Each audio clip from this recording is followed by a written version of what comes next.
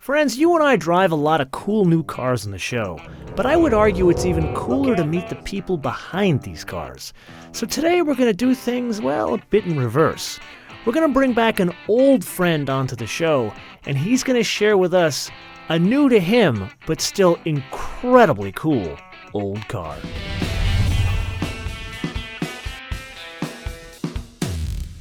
The engine in the Delta Integrale is a 2-liter double overhead cam 16-valve unit. It's based on the Aurelio Lampredi designed Fiat 124 engine from the early 70s. They were available in 1.6 through 2-liter configurations.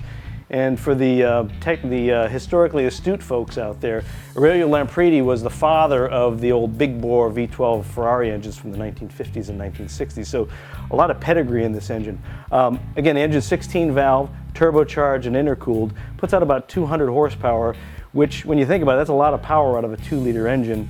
And the way they do that, obviously run a lot of boost out of the turbocharger, the intercooler lets you run more boost, and the cylinder head flows really well.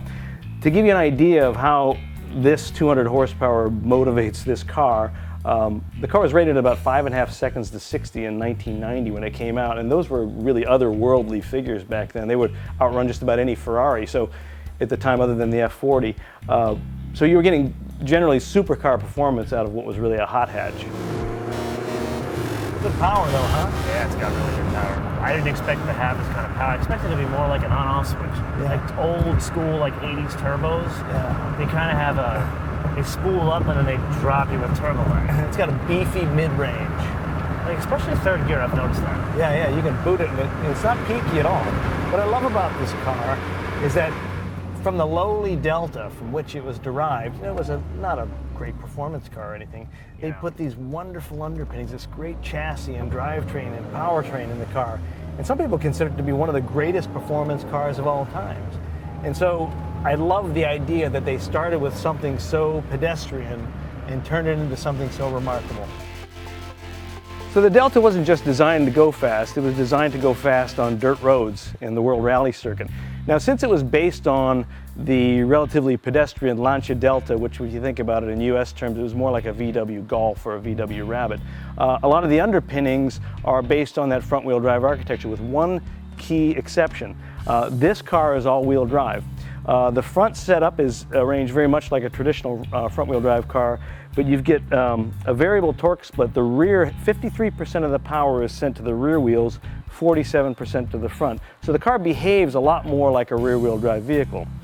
Since it had to go fast on rough roads occasionally, the rear suspension has extremely long control arms so that they could be adjustable for additional ride height. The same goes in the front.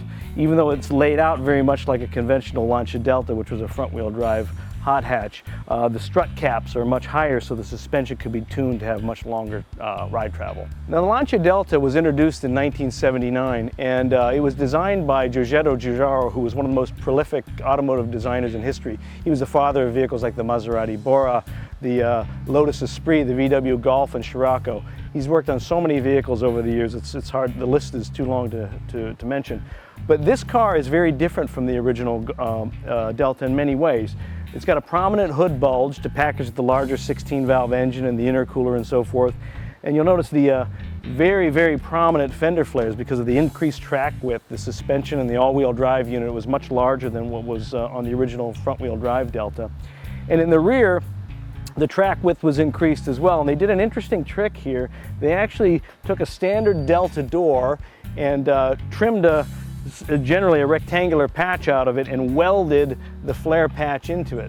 Now the later Evo cars were an inch wider per side still, and they had a unique stamping for those cars to get the extra width. Now this car is fitted with what's called the Evo Spoiler.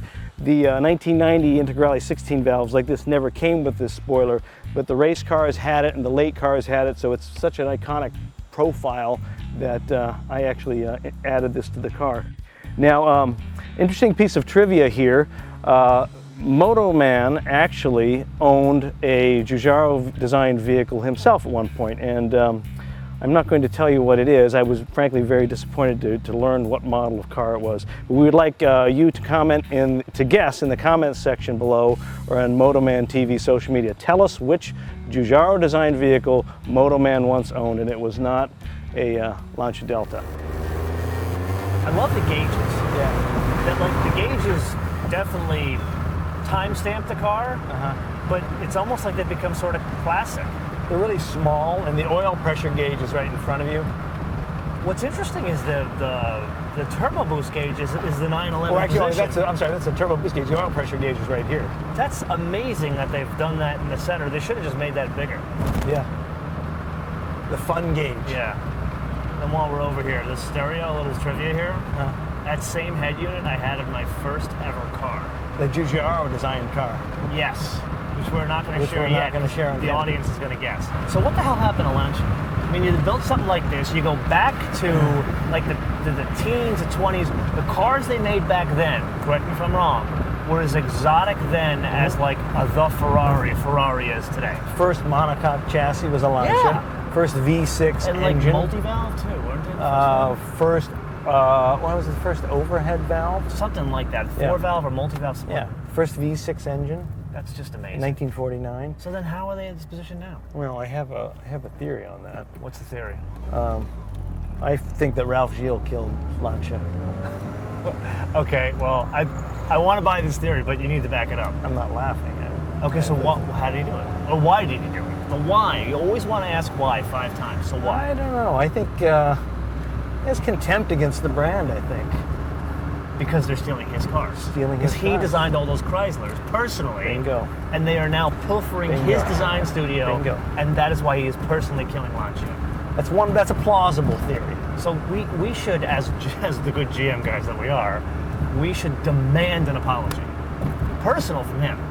Written apology. Written and probably a statement live that is filmed, shared with our audience. And I think another personal apology is for him to make a two-off HF Integrale, a new one, Modern Integrale. and give one to each of us. And it can't use any recycled Chrysler parts. I don't want the buttons on the steering wheel. I don't want to see a Pentastar, Chrysler. I don't want to see a nothing. Chrysler 200 that says HF on the side. The 200 Integrale. Deal. Now, do you want to see that? If you want to see a new Integrale, or if you want Ralph to personally be the savior of the Lancia brand, let us know in the comments below or via our social media, MotoManTV all one word, MotoManTV all one word, Facebook, Twitter, and Instagram. And oh, by the way, maybe they should like weigh in on what kind of Lancias they want to see. Like, what would you want to see a future Lancia be? An HF or like a luxury car? It's got to be a performance car for me. I don't know what the viewers think. I think it should be a rally car like this. Rally car. Well, that's the Or last. a Stratos, like a A modern day Stratos. Stratos. Well, they did the modern day Stratos. They Yeah, had but the that Ferrari was F430. Bertoni did that. They had the 430 motor. And Lancia shut them down. Yeah. So they couldn't do it. Couldn't call it Lancia. Yeah. It was Well, cool, they couldn't though. even make it. Well, they built 2 of them. The black one. Yeah, but then they said they were going to build, they were going to do a run of them. Oh yeah, yeah. And they just pulled the plug completely. I think that was Ralph's fault too. So we're blaming that on him too. Yeah. I think it's a great idea. You know what? I got to tell you, I like the driving position. It's good. Cool. I don't know if it's because it's Recaro seats or it's just the way the car is set up. Because it's the same in theory competing with a Golf, but then again it isn't. But then this sits the ride height's lower on this, isn't it? Then the standard Delta. Standard Delta. Yeah, right. It feels that way. But yeah, the upright seating position, the visibility is great. I mean, you can tell why people liked rallying. You can really chuck the car around. You know, you can tell where your corners are when you drive the car. Oh, it feels. That's one of the things I like so much about Lotus is you know where everything Yeah, is. right. You feel like everything is collected. That's what I get here. But you still get that feeling of width you don't get in like an Elite or other cars like this. Lancia, as a manufacturer, has a very rich history, not just in racing, but in rallying in particular. They won the World Rally Championship in the early 70s with the Fulvia. They won it 3 times in the mid-70s with the Stratos. And then in the mid-80s with the Group B formula, which was basically a no-holds-barred, build the fastest car for off-road use you can. They won it again with the 2-wheel drive 037. In 86, late 85 and early 86, they had what was known as the Lancia Delta S4. It was loosely based on a Delta. Basically, it was a Delta windshield, but the car was mid-engine, supercharged and turbocharged, all-wheel drive. It weighed about 1,700 pounds and 550 horsepower. That car and all the other Group B cars were very lethal on the track. They were incredibly fast, but there were a series of fatalities which led to the ultimate demise of Group B as a racing category. So for 1987, World Rallying adopted the Group A formula, which was a lower key, so to speak, formula racing. And Lancia showed up with the all-wheel drive, what was known at that time as the Delta HF all-wheel drive. It was a four-wheel drive turbocharged version of the standard Delta. It was the precursor of this car. It was generally an Integrale without the flares. And what Lancia ended up doing from 1987 through 1992, 6 years running, they won the World Rally Championship with what is generally this car here. The Delta Integrale was a 6-time world champion. So that's what's so special about this car. They nearly won it again in 1993 as with privateer entry with Carlos Sainz, but the car had become outmoded at that point. So that's why the car is so loved. It was a really special, important time in automotive racing, and this car did something no other manufacturer has done in the history of rallying. Won the World Rally Championship 6 times in a row. So yeah, it's got a lot of pulling power, but I'm very amazed by the driving dynamics of this thing. Granted, it probably has a lot to do with how nice this one is. That's always kind of the struggle about driving or trying to... An old car. Trying to talk about the entire genre of one type of car with this particular example, because this is the best one. What is the generally used one like? You know? Right. I'm sure one that's been rallied doesn't.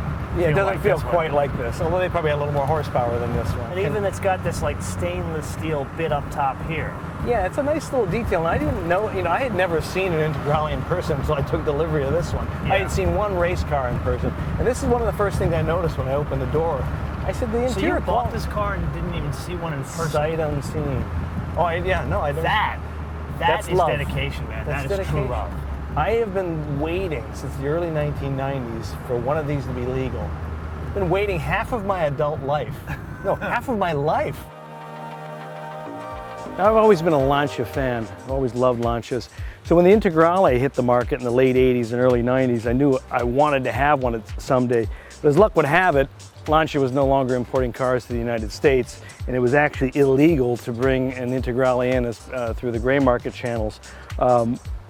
You had to wait 25 years to get a DOT and EPA exemption. So this car was born in January of 1990, so January of 2015, it became 25 years old. So in January of this year, I started looking for one. I said, finally, maybe I can get my own Integrale. I started looking in Italy, but since I didn't speak Italian, I thought I would check English-speaking nation, and luck would have it.